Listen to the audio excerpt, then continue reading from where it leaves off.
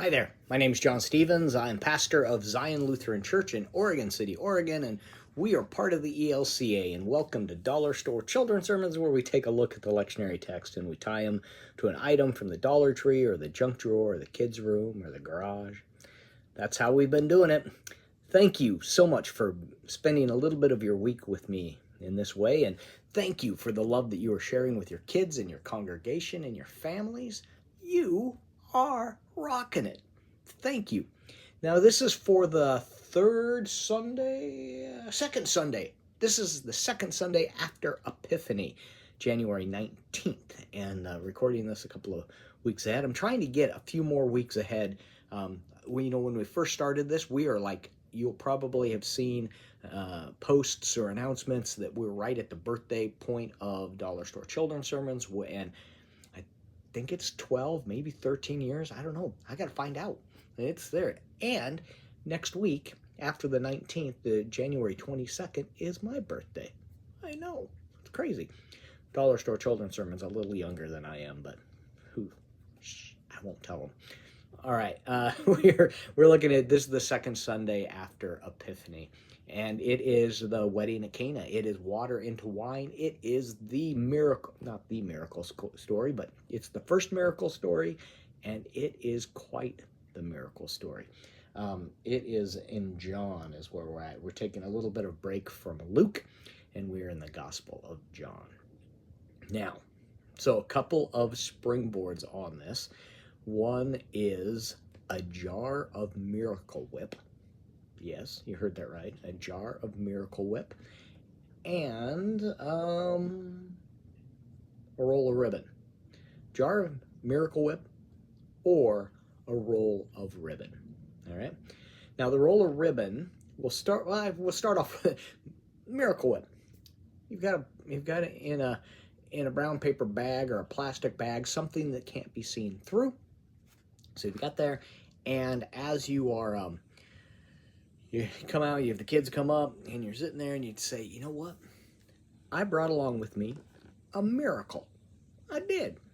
The gospel lesson tells about a miracle. Jesus, Jesus in a miracle. I brought along a miracle. I did. I've got a little bag. I've got a miracle there. And you pull out the jar of Miracle Whip. Yeah, you're like, look, it says right here, it's Miracle Whip. It's got to be a miracle. That's what it says right here on a miracle. No, it's not a miracle. Huh. Why isn't it a miracle? And you can talk to the kids about what a miracle is, and especially in this text, the gospel lesson, where we've got amazing stuff that happens. Water into wine, there's something that gets changed, but beyond that, the abundance and the showing of God's love for this community, of this festival. This is not just changing water into wine so people can drink. It's changing water into wine because this is a festival. This is a point where someone who is hosting the party they ran out. You don't hear about it. That just is a no-no, because this is a multi-day event, and you ran out of wine? What? You invited all these people and you ran out of wine? The shame and all of that? And then here's this miracle that happens. It's not Miracle Whip. Some people would call that the exact opposite of a miracle. Miracle Whip. The whole mayonnaise Miracle Whip debate, which I'm not going to take a side on, my friends.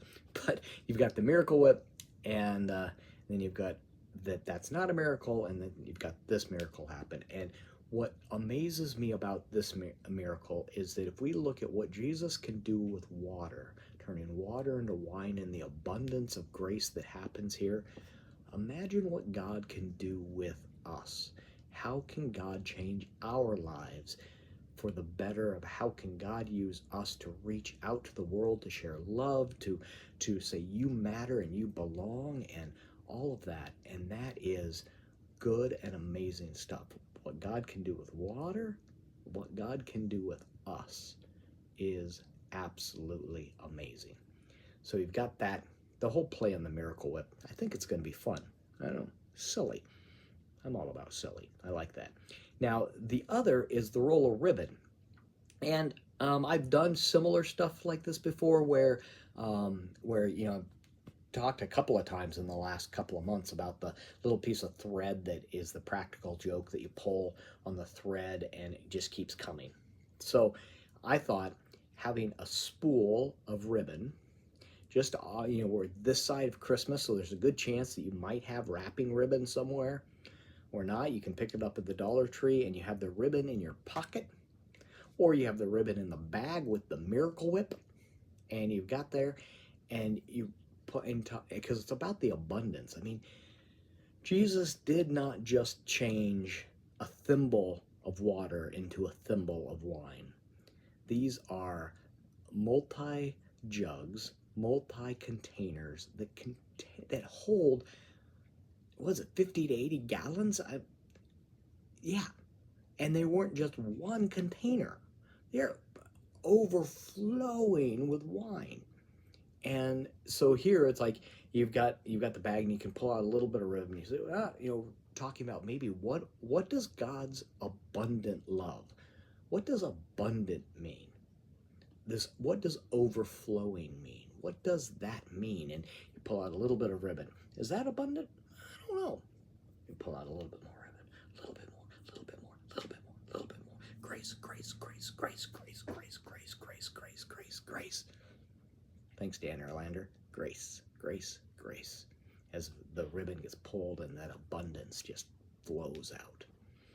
Again, it's looking at what God can do with us. And I keep getting drawn back to that. If God, through Christ, can do that with water, what can God do with you?